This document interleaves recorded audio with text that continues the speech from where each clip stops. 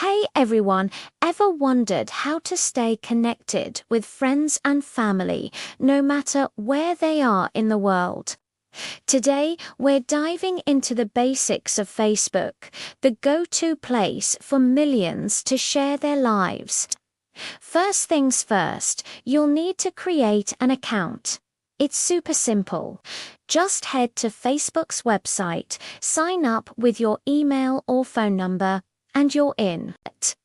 Once you're set up, it's time to build your profile.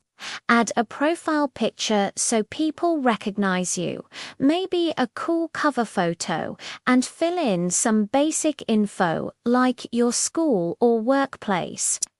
This helps old friends find you. Now for the fun part, connecting. You can search for people you know and send them a friend request. Once they accept, you'll see their updates on your newsfeed. You can post your own updates to share photos, what you're up to, or interesting articles. So go ahead, give it a try.